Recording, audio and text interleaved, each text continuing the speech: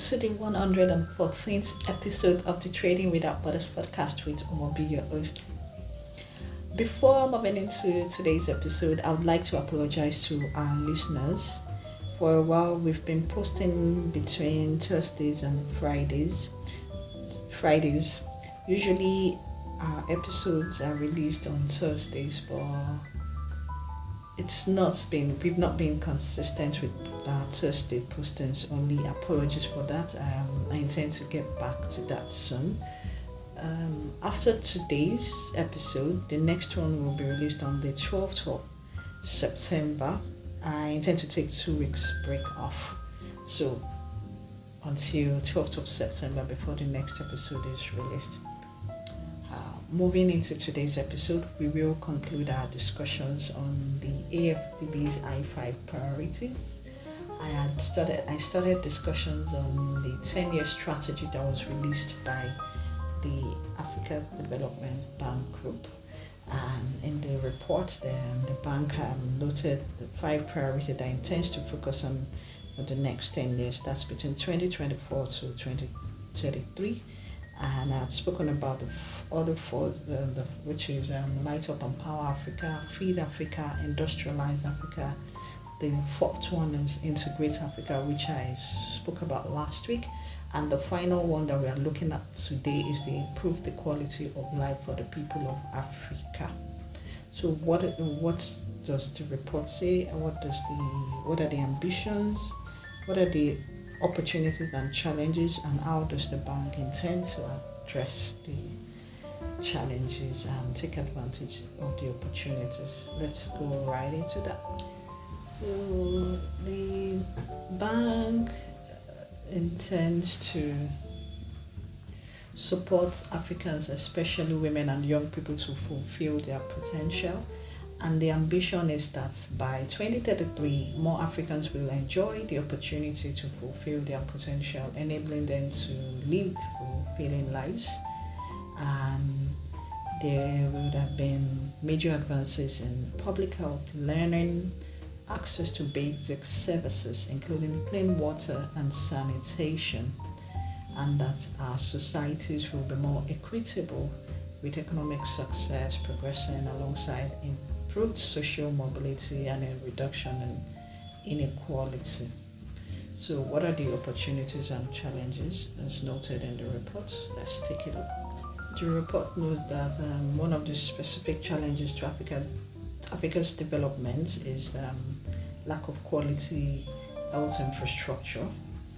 Africa has major unmet health needs, accounts for just 18% of the world's population, but bears 24% of its disease burden and experiences 50% of deaths from communicable diseases. And poor health is linked to deficit in basic health infrastructure. There are only 1.3 hospital beds per 1,000 people compared to 6.1 in Europe, and only 1 intensive care bed for every 100,000 people compared to 7 in India. And around 30% of Africans live more than 2 hours from primary health services. And the primary health services, half of them lack basic water and sanitation, and only 1/3 have reliable access to electricity.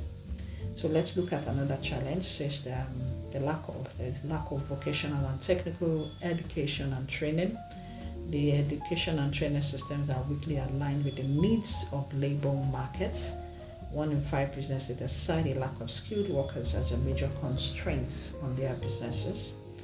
Another challenge is lack of adequate water and sanitation services. Between 2000 and 2020, around 5 million people gained access to at least basic drinking water, bringing the proportion to 69% of the population.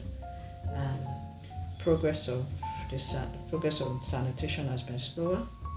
There's marked with 67% of the population lacking basic services. The intensification of water cycle through climate change with more frequent and more intense droughts and flooding is placing infrastructure under increased pressure. The report also notes that report notes that expanding access to affordable financial and non-financial services has a key role in empowering African women and young people to achieve their potential. Many of Africa's small businesses are owned and managed by women and youths, but lack access to credit, insurance products, and services tailored to their needs. Across Africa, only 37% of women have bank accounts compared with 48%, and with the spread of mobile technologies helping to address that gap and expanding opportunities for access to financial services. So how does the bank intend to address these challenges and take advantage of the opportunities?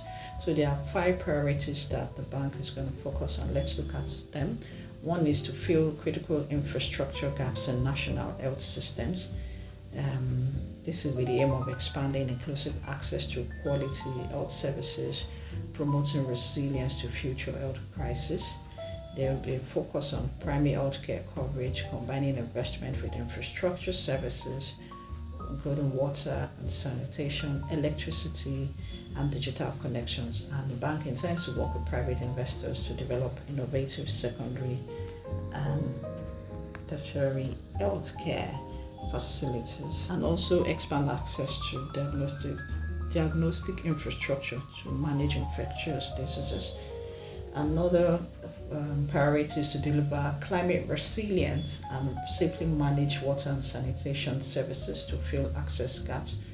And this will support, the bank will support integrated water resource management for agriculture, fisheries, livestock, and also back the efforts of African countries and to better manage their water resources and ecosystems. Another priority is to accelerate access to finance and ecosystem support services for startups, micro and small enterprises owned or led by women and young people, both in formal and informal sectors. The bank will partner with multinational corporations, regional championships, larger national firms in the member countries, as well as diaspora Africans to help integrate MSMEs into global and regional value. The bank will also support African countries in developing technical and vocational education and training and the teaching of STEM, that's science, technology, engineering, and mathematics in higher education institutions. Innovative programs and partnerships will also be designed and implemented with public and private sector employers in member countries to attract and retain highly skilled young people to stem the tide of brain drain. There are also plans to establish youth entrepreneurship investment banks across Africa. And finally, the bank will invest in skills for employment and productivity, youth entrepreneurship, and ecosystem support to include access to finance and non-financial services for MSME growth, value chain development, industrialization, and to deliver more and better jobs. Okay, so this is where we wrap up on our discussions on the I5 priorities of the AfDB. And as usual, the podcast is for educational purposes only. If you want to speak more on expanding your operations across Africa, enter into new African markets, please reach out to me. I am Omobola Adekola on LinkedIn. And until next week, I say to you, bye-bye.